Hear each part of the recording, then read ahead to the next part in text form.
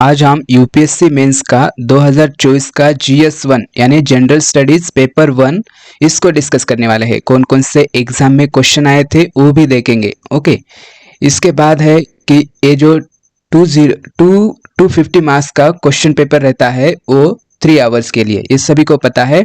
Okay, इसमें जो 20 question रहते हैं वो सभी को कंपलसरी रहते हैं। उसके बाद है जो आंसर हमें लिखने होते हैं वो जो मीडियम है, मतलब जो भी लैंग्वेज चूज की है उसी मीडियम में लिखने हैं। अदरवाइज क्या हो जाएगा, no marks will be given for the, अगर दूसरे मीडियम में लिखा तो उसको मार्क नहीं दिए जाएंगे। यहाँ पर लिखा है कि question 1 to 10 should be in 150 words. Okay, जो 1 से 10 तक क्वेश्चन नंबर है वो है 150 वर्ड में लिखने के लिए, और वो 10 मार्क के रहते हैं। और जो 11 से लेकर 20 तक है उसको लिखना है 250 वर्ड में, क्योंकि ये 15 मार्क के होते हैं। वर्ड लिमिट उसके सामने भी लिखा है, ये भी इंडिकेट करता है। और उसके बाद क्या है कि एनी पेज और पोर्शन किसी पेज का लेफ्ट यानी ब्लैंक रहता है तो उसको एक ऐसी लाइन लगा करके कट करना है। ओके, तो देखते हैं क्वेश्चन कौन से आए थे और कैसे लिख सकते थे। सबसे पहला क्वेश्चन है, इससे पहले मैं एक बार बता देता हूं कि जो कल्चर और हिस्ट्री में जो आए थे वो 75 मार्क्स के आए थे। उसके बाद ज्योग्राफी के क्वेश्चन आए थे 65 मार्क्स के लिए, और सोसाइटी के मार्क्स आए थे, मतलब सोसाइटी आई थी 110 मार्क के लिए। तो देखते हैं फर्स्ट क्वेश्चन क्या कह रहा है। First question, underline the changes in the field of society and economy. Society और इकोनॉमी के चेंजेस बताने हैं कब से कब तक, from Rigveda to the later Vedic period. जो भी वैदिक पीरियड था उसमें से अर्ली वैदिक और लेटर वैदिक में से ये बताने हैं। ओके, उसके बाद है second question, estimate the contributions of Pallavas. जो भी पल्लवास ऑफ कांची, जो कांची के पल्लवास थे उनका कंट्रीब्यूशन बताना है। किसके लिए, development of art and the literature of South India. जो साउथ इंडिया का आर्ट और लिटरेचर था उसमें उनका पल्लवास का कंट्रीब्यूशन बताना है। ओके, थर्ड नंबर का क्वेश्चन है, what are the events that led to the Quit India movement. जो क्विट इंडिया मूवमेंट थी, भारत छोड़ो आंदोलन, चले जाओ आंदोलन था, वो भी उसके जो रिजल्ट थे, मतलब जो इवेंट थे उसको प्रमोट करने के लिए या क्विट इंडिया मूवमेंट स्टार्ट होने के लिए उसके रिजल्ट बताने हैं। Okay, what were the events that lead to Quit India movement, point out its results. Okay, 105 words में लिखना है और 10 मार्क का था क्वेश्चन। ओके, अनदर क्वेश्चन है फोर्थ नंबर का, what is sea surface temperature rise.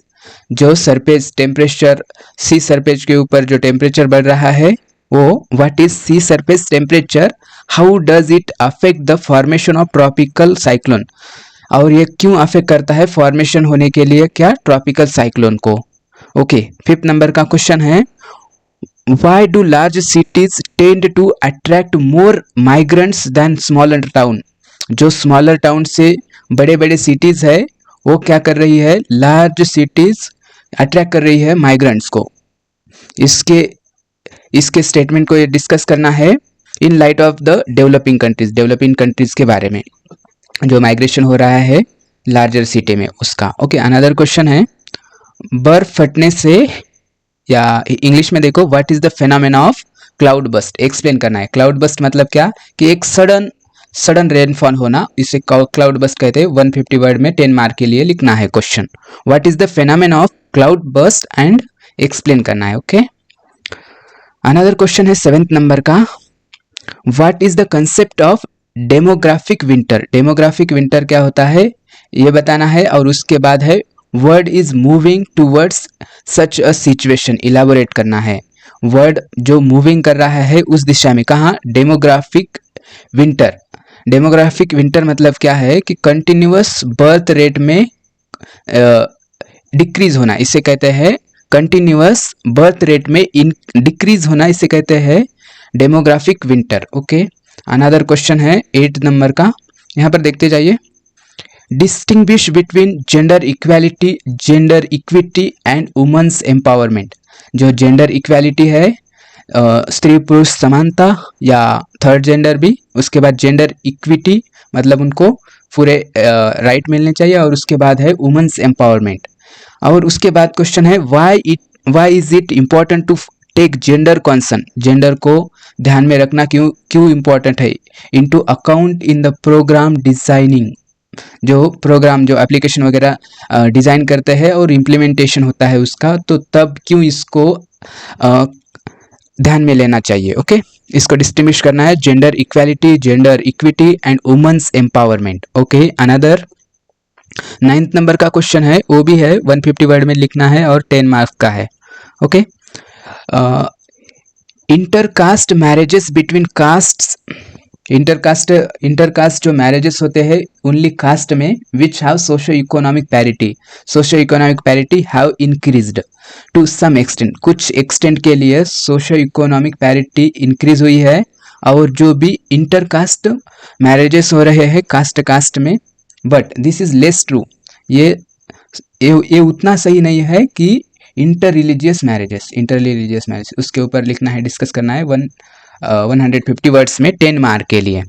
Okay, another question है 10th number का, और 10th नंबर का क्वेश्चन है in dealing with socio economic issues of development, जो भी सोशो इकोनॉमिक इश्यूज है डेवलपमेंट के, उसको क्या करना है, what kind of collaborations between government, NGO and private sector would be most productive, जो भी मोस्ट प्रोडक्टिव होना चाहिए कोलैबोरेशन करके सोशो इकोनॉमिक डेवलपमेंट को कम करने के, बढ़ाने के लिए। ओके, इश्यूज को कम करने के लिए।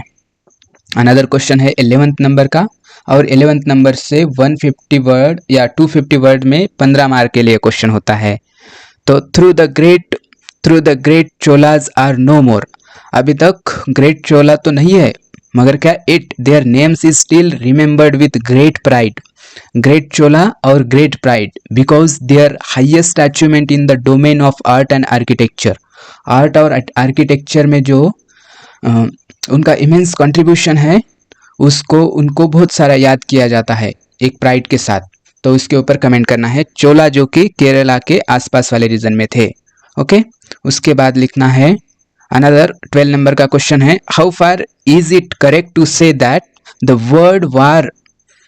First world war was fought essentially for the preservation of balance of power, जो बैलेंस ऑफ पावर का प्रिजर्वेशन मतलब क्या है, एक समानता रखने के लिए या बनाए रखने के लिए फर्स्ट वर्ल्ड वार हुआ था, ऐसा 250 वर्ड में लिखना है 15 मार्क के लिए। ओके, अनदर क्वेश्चन है 3rd नंबर का, यहाँ पर हिंदी में भी लिखा है भारत में, how far was the industrial revolution in England responsible for the decline of handicrafts and cottage industries in India, जो इंडस्ट्रियल रिवॉल्यूशन हुआ था इंग्लैंड में 18th सेंचुरी में, वो क्यों रिस्पॉन्सिबल है, जो कि इंडिया का जो डिक्लाइन हुआ था हैंडीक्राफ्ट और कॉटेज इंडस्ट्री, मतलब जो घर काम हाथ से बनाए जाते थे वो और जो इंडस्ट्रियल जो कॉटेज इंडस्ट्री थी उसमें डिक्लाइन हुआ कब, इंडस्ट्रियल रिवॉल्यूशन के बाद।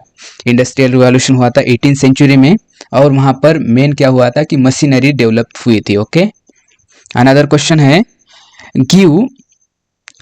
The ground water potential of the Gangetic valley, जो गंगा वैली है, जो गंगा रिवर है, ground water potential of the Gangetic valley is on the serious decline, ये बहुत डिक्लाइन हो रहा है उसमें या सीरियस डिक्लाइन है। How may it affect the food security of India, food security को कैसा अफेक्ट कर सकता है क्या, ग्राउंड वाटर जो डिक्लाइन हो रहा है उसको। ओके, जो कि गंगेटिक वैली में है, गंगा के जो क्षेत्र में है वहां पर। ओके, अनदर क्वेश्चन है what are the aurora australis and aurora borealis, how are this triggered. Okay, aurora australis and aurora borealis. Okay, जो हमारा जो एक ब्लू कलर का जो स्काई में या एटमॉस्फेयर में एक लेयर आ जाती है उससे कहते हैं अरोरा, और वो नॉर्थ साइड और साउथ साइड में आता है, तब इससे ऑस्ट्रेलियस मतलब ऑस्ट्रेलिया के साइड में यही होता है। ओके, अनदर क्वेश्चन है what is twister, what is twister. Okay, twister क्या है, उसके बाद है why are the majority of twisters observed in the areas of Gulf of Mexico, जो गल्फ ऑफ मैक्सिको है वहां पर क्यों ट्विस्टर्स आते हैं। ओके, और ट्विस्टर क्या है, ट्विस्टर एक टोर्नेडो है या कहो एक साइक्लोन है। ओके, अनदर क्वेश्चन है 17 नंबर का, और ये भी 250 वर्ड का है 15 मार्क के लिए। What is regional disparity, how it is different from diversity, okay, disparity क्या होती है? असमानता। और डाइवर्सिटी क्या होती है? डाइवर्सिटी मतलब विविधता। Okay, what is regional disparity? How does it differ from diversity? Diversity से डिस्पैरिटी कितनी डिफर करती है और डिस्पैरिटी क्या है? Okay, how serious is the issues of regional disparity in India? और ये थर्ड पार्ट है क्वेश्चन का कि रीजनल डिस्पैरिटी के क्या क्या इश्यू है इंडिया में।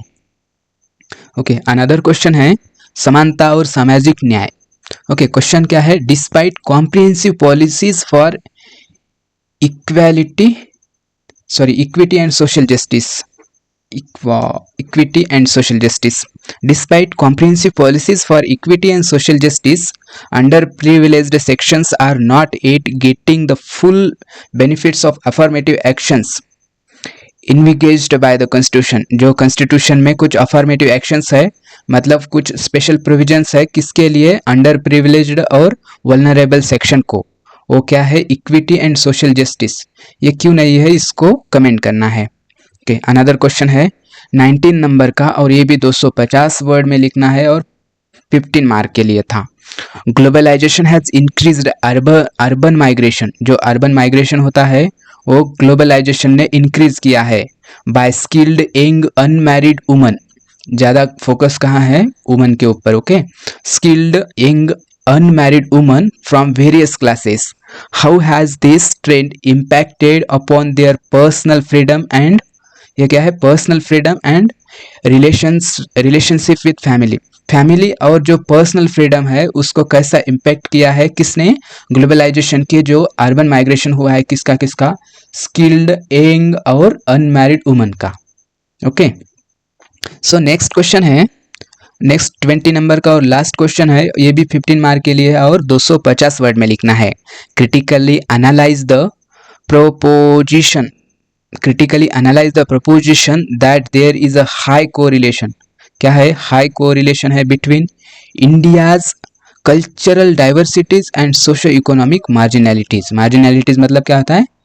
थोड़ा कमतरता है। Okay, socio-economic marginalities and cultural diversity, इसके बारे में हाई कोरिलेशन है। ये कोरिलेशन क्रिटिकली एनालाइज करना है। ओके, विविधता और सामाजिक आर्थिक सीमाताओं के बीच, सीमांताओं मतलब क्या? Marginalities. Okay, so this was the question paper of GS1। I hope this will help understand something better. Okay, that's all. We will take another questions like this. Thank you friends.